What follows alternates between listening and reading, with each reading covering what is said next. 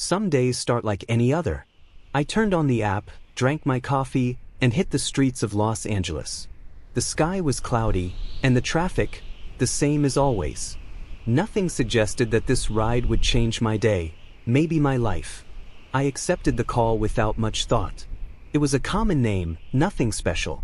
But as soon as I stopped the car and the door opened, I felt something strange. The man got in, put on his sunglasses, and simply said, "Airport, please." The voice was familiar. Very familiar. I glanced in the mirror and, for a second, thought I was imagining things. But no, I knew that face. The world knew it. Only he clearly didn't want to be recognized. The race started like any other. I was in the Beverly Hills area, a neighborhood that exudes luxury but where most people try to remain inconspicuous. The gray sky gave a cooler, late afternoon feel, and the light drizzle made everything quiet, as if the city were whispering. When he got in the car, we barely exchanged glances. I stood there, hands on the steering wheel, trying to appear as natural as possible. I didn't want to give the impression that I recognized him. That quiet figure, dressed simply and wearing a cap pulled low over his forehead, didn't seem to fit in with the celebrity chaos. Yet something about him made me tense. Maybe it was the contrast between his simplicity and the energy he carried. It was as if I were carrying a secret. The drive to the airport was long, and he kept his gaze fixed on the window, as if carrying the weight of something greater than fame itself. As much as it seemed like just another race, something in the air said it wouldn't be that simple. If you enjoy real-life stories and moments when everything changes inside a car, give us a like and subscribe to the Backseat Secrets channel. There's still a lot of stories to come, and this one, in particular, will surprise you. A few minutes into the race, something he did made me even more alert. Before we reached our final destination, he lightly touched my shoulder, as if he didn't want to draw attention to himself with his voice. "Can you drop me off a block early? And, in reverse, please." With the car facing the other way. That wasn't normal. Nobody asks to back up in a safe neighborhood. When I saw him pull up his hood, I knew he didn't want to be seen, and that only deepened the mystery. My heart raced a little. I didn't know if it was the strange atmosphere, his reserved manner, or the fact that I was increasingly certain I recognized that face. I did as he asked. I turned onto the previous street and reversed, facing away from the main entrance of a luxurious building. Meanwhile, he fiddled with his phone as if rehearsing something important. There was something calculated in every movement, as if he were avoiding a camera or someone specific. The race wasn't over yet, but the mystery was already becoming too big to ignore. Something about the situation told me that at any moment, everything could change. From the moment he got into the car, something felt familiar. You know that strange feeling when you've seen someone before but can't quite place them where or when. This was it. His face, or rather what I could see of it, because the hood hid almost everything, stirred a distant but intense memory. He didn't say much. Just a polite good afternoon, and a confirmation of his destination. His voice was calm, with a deep, almost husky timbre. It wasn't forced or mysterious, just too calm, as if he were trying to appear disinterested. But his posture, the way he settled into the seat, as if he wanted to disappear into himself, all of this told me he was protecting himself. From what? I didn't know. I tried not to appear curious, but I confess I glanced in the rearview mirror a few times. Every detail caught my attention. The discreet but well-groomed haircut, the stubble, neatly trimmed beard, the fixed gaze on the landscape as if escaping thoughts or glances. At one point, he turned his face slightly to the side, and that's when something clicked. It wasn't the name. It wasn't an exact memory. It was just that impact of recognizing someone important without being sure why. As if my brain had recognized them before I had. And even without knowing who he was, I could already sense it. That race wasn't ordinary. My instinct told me that if I made too much conversation, he'd shut down completely. So I stuck to my role, just driving, but with my eyes and ears open to every detail. So far, so good. Some passengers enter mute and leave silent. But this one was different. Not because of the silence, which I'm sometimes grateful for, but because of the way he managed the silence. First, the sunglasses. Late afternoon, already getting dark. Cloudy. In Los Angeles. Seriously. I thought. Either a vampire trying to disguise himself, or someone who doesn't want to be recognized even by satellite. The hood was pulled tightly, almost covering his eyes. He kept his head slightly tilted, as if avoiding any reflection in the glass. And the most curious thing? Even with all that make me invisible energy, he was super polite. He said, please, thank you, even good night, in a voice so serene it made you want to offer him chamomile tea. But what caught my attention most was that every time I stopped at a light or passed another car, he'd turn his head away, as if he were on a secret mission. Like Agent K, keeping a low profile in hostile territory. And look, I've had people get into cars dressed as astronauts for a themed party. But never anyone trying to be so discreetly mysterious. That's when I thought, this guy is hiding something. Either he's really famous, or he has a warrant out for my arrest and thinks I'm an undercover FBI agent. The race was smooth, with no traffic and that strange, almost calculated silence. That's when he broke the silence for the first time. He asked me if he could open the window a crack. His voice, that's when something woke me up. It wasn't just any voice. It had a calm, deep, slightly husky tone. One of those voices that seems to have been through a lot, you know? And as soon as he spoke, a doubt began to haunt me. I'd heard that voice somewhere before. It wasn't déjà vu. It was truly familiar. But from where? I thought about neighbors, old clients, someone I knew. Nothing. But my brain wouldn't let it go. It was like trying to remember a song with only the chorus in your head. It's annoying until you figure it out. There was something magnetic about that voice. I couldn't help but pay attention.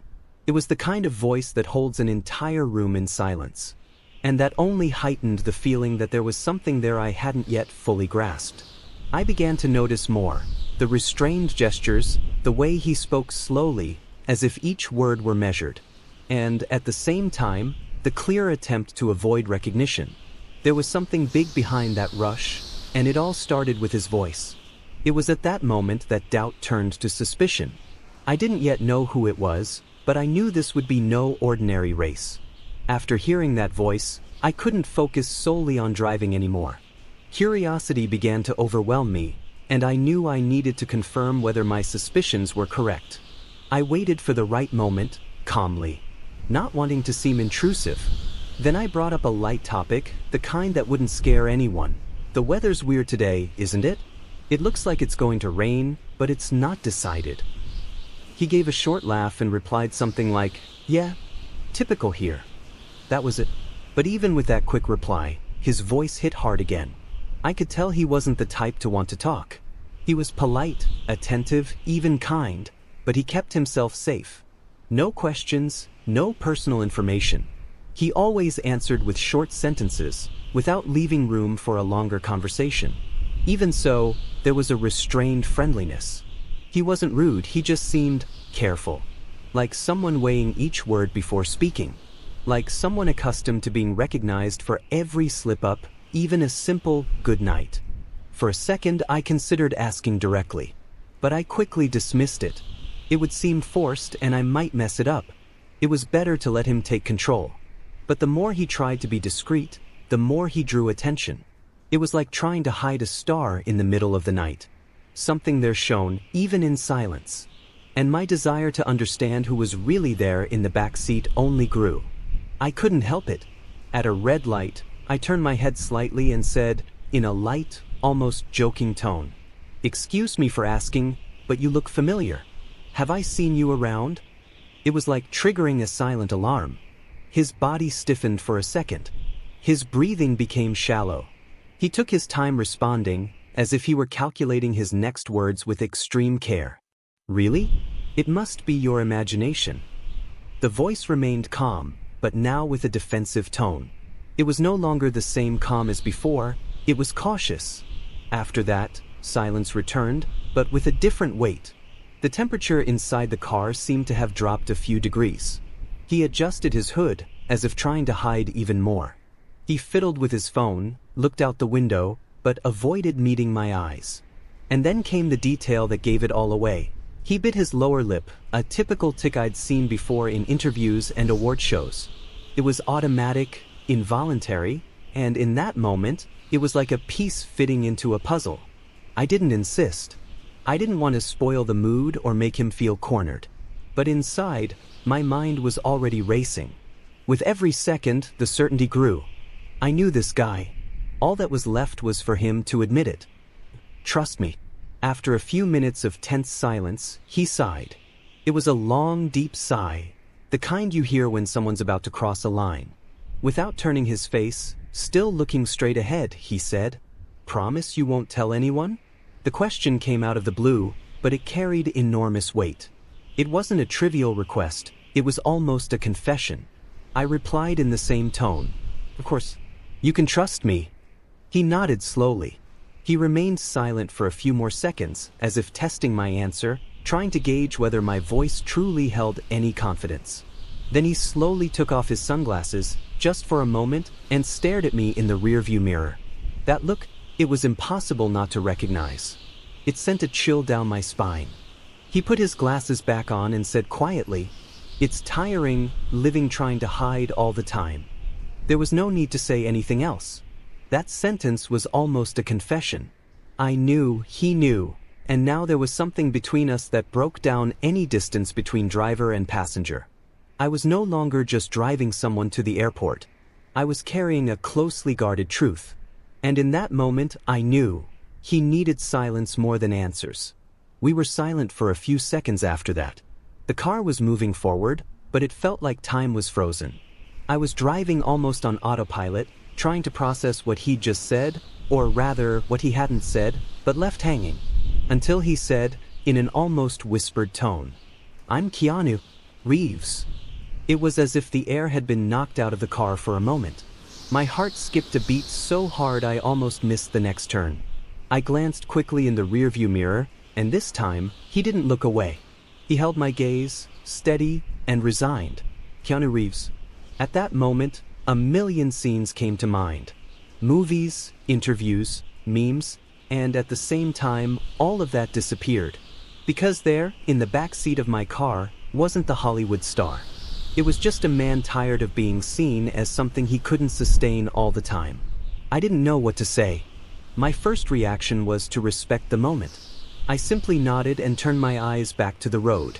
This wasn't the time to ask for a selfie or to ask questions. It was time to listen, if he wanted to talk, and protect this moment as something unique.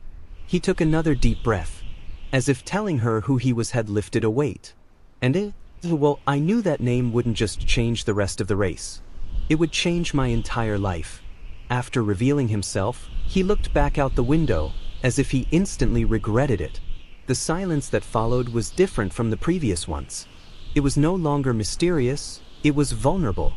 A few minutes later, in an even lower voice, he said, "Can you please keep this between us?" I just replied with a simple, "Of course." But he continued, as if he needed to justify his request, as if he was used to not being believed or respected. "It's not that I don't like people, you know. I understand the affection. But there are days when I just want to walk down the street without anyone following me. No flash, no questions. Just walk." You could sense it came from a deep place. It wasn't stardom, it wasn't arrogance. It was an almost childish plea for normalcy. Sometimes all I want to do is get in a car, sit in the back seat, and be just another guy going to the airport. Not Keanu. Just me. Those words kept echoing in my head. Because when someone so well known asks you to be invisible for a moment, it's not just secrecy. It's trust. And in that moment, I realized that the biggest favor I could do for him was exactly that, pretend he was nobody. At least for a few kilometers. The race continued in silence, but it was no longer an uncomfortable silence. It was almost a tacit agreement. I didn't ask, he didn't hide. And then, like opening a crack in a locked door, he began to speak. I created this account under a different name, with an email address that no one knows. He paused and laughed lightly, as if recognizing his own contradiction. To be able to order a car without security, without advisors, without anyone following me. He spoke looking straight ahead, almost as if he were talking to himself. Sometimes I just want to get in a car, watch the city go by outside the window, listen to some random music, and pretend I'm just another guy. He said he'd been using that account for a few months, always paying close attention to the times, the drivers, the destinations. Nothing was random. Each trip was a small attempt to escape the bubble and experience life as it is for anyone else. Some people think I'm weird for doing this, but for me, it's freedom, however short-lived it may be.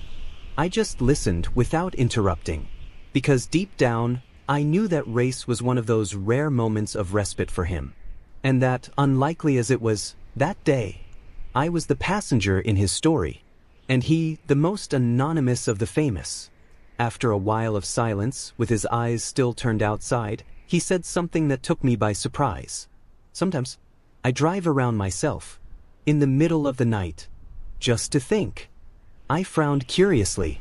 He continued, I put on a cap, a random jacket, and head out into the streets aimlessly. No one pays attention to someone driving an old car at 3 in the morning. There was a mixture of freedom and loneliness in his voice. I stop at a gas station, buy a coffee, listen to music with the car off, watching the city sleep. In these moments, I can remember who I was before all this. The sincerity with which he spoke touched me. It wasn't a rehearsed speech, like the kind you see on a talk show interview. It was raw, almost painful. Have you ever tried to pretend you don't exist? I do it every time I go out. But for me, it's never a joke. You could feel that those nights behind the wheel weren't just a pastime, they were an attempt at reconnection. A way to stay whole in a world that demands versions, masks, and constant smiles. And there, inside my car, he shared not only a destiny, but a piece of what was most human inside him. Even without looking at me, he was, for the first time, truly being seen. He took out his cell phone and showed a message. I can't go out without security anymore. You know the risk. His expression hardened. It was as if, even in this escape, someone was pulling him back to the reality of fame. He sighed, not taking his eyes off the screen. This was after I tried to walk around the block alone, just to get some air. He closed his cell phone and leaned against the window, visibly dejected. I could feel the fatigue.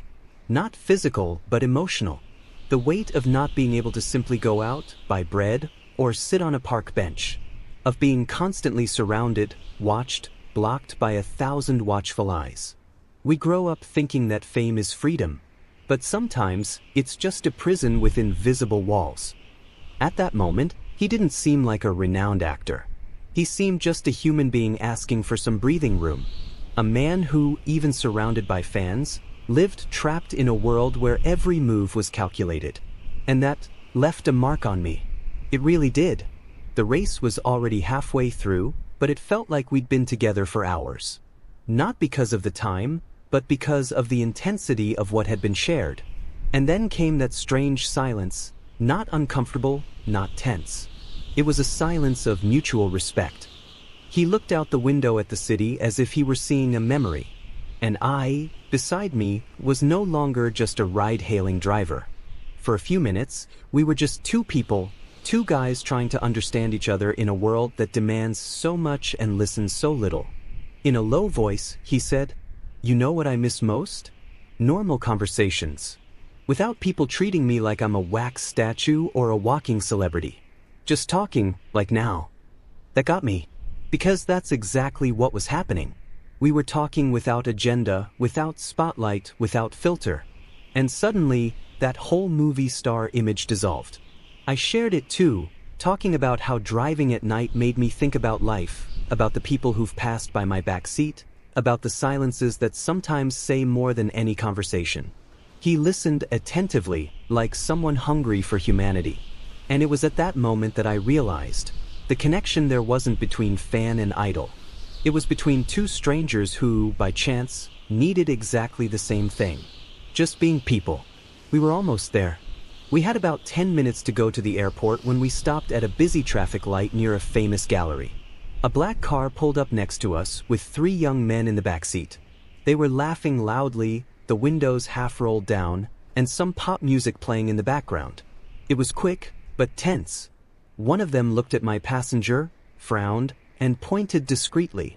"Hey, isn't that the—" At that moment, he ducked in a swift, almost automatic movement. He put his hand over his face and shrank back into the seat as if genuinely startled. "Go straight ahead, don't stop please." His voice was no longer calm. It was firm, almost pleading. I understood immediately. I used my turn signal before the light turned green, and as soon as the light turned green, I changed lanes carefully and accelerated, not abruptly, but enough to get us away from the car next to us. For a few seconds, the atmosphere grew heavy. He breathed deeply as if trying to regain control. He took off his cap, ran his hands through his hair, and murmured, "It's always like this. 1 second of carelessness, and I stop being human." Just said, "Relax. It's over." He nodded silently, his gaze still lost in space. That small window of exposure seemed to have shaken something deep. The fragility of not being able to control one's own freedom remained there, hovering between us like a heavy cloud. And I knew more than ever that race wasn't about taking someone to a destination. It was about taking someone back to themselves, at least for a moment. He got out without saying exactly where it was. He simply pointed to a random spot on the sidewalk, a neutral spot, away from any gates or flashy entrances. Before closing the door, he paused for a second, holding his backpack with one hand while the other hung in midair, as if hesitant to say anything else. "Thank you," he said quietly, "for not treating me like an animal in the zoo." The phrase echoed. It wasn't a common thank you. It was a relief. The kind of thing only those who'd lived in the spotlight would understand. I nodded unceremoniously. Everyone deserves to be people. He smiled, almost imperceptibly, and closed the door. I stood there, watching through the window as he walked away. He didn't look back. He walked slowly but steadily, as if he were readjusting to his celebrity skin after that brief pause. The cap still covered his face, his shoulders slightly hunched, but there was something different in his posture now, less tension, perhaps. The app recorded the end of the ride. The price appeared on the screen, but it seemed irrelevant. How could I set a price in those minutes? Before turning the corner, he stopped in front of an inconspicuous gate. It wasn't the airport, of course. It was a low building, almost hidden among the trees. A place that wouldn't attract attention. He entered a code, the door opened, and then he disappeared inside. I wondered if this was one of his secret hideaways. An empty apartment? An office? Wherever he was in there for a few hours or minutes, he wouldn't have to be Keanu. He could be just another guy. The app beeped, another race. Life went on. But for a moment, before accepting the next passenger, I looked at the empty back seat and thought about that sentence he had accidentally blurted out. In the end, we just want what everyone else has, the right to go unnoticed. And for the first time, I understood the weight that came with fame. It wasn't about money, or glamour, or movies. It was about losing the right to be anonymous. The car started, and I plunged back into Los Angeles traffic. But a part of me was still there, in that rush, in that shared silence. Because some encounters don't end when the door closes. The car engine hummed softly as I stood there, staring at the gate where he had disappeared. The city continued its noisy routine, but in my head still echoed that special silence. That rare moment when one of the most famous men in the world could simply be human. Sometimes the people who seem to have it all are the ones who want the simple things the most. Being able to have a coffee without being observed. Walking down the street without calculating your steps. Have a conversation where you are not a character. In the end, fame isn't about being seen, it's about never really being seen. And that day, in the backseat of my car, I had the privilege of seeing what few see. The man behind the myth. Now tell me, when was the last time you actually saw someone, not the image, not the persona, but the person? Does this story make you think differently about fame? Leave a like and don't forget to subscribe to Backseat Secrets. Every week there's a real story that will make you see the world from a different perspective. So, if you were in my shoes, would you tell anyone? Or would you keep this secret forever? Let me know in the comments what you would do. Was I the only driver who recognized him? Does he still use that fake profile? There are many more unexpected encounters, secrets, and moments that don't appear on the big screen, but that happen every day in the backseat of a car. And remember, sometimes the quietest passenger is the one with the most to say. Until the next trip.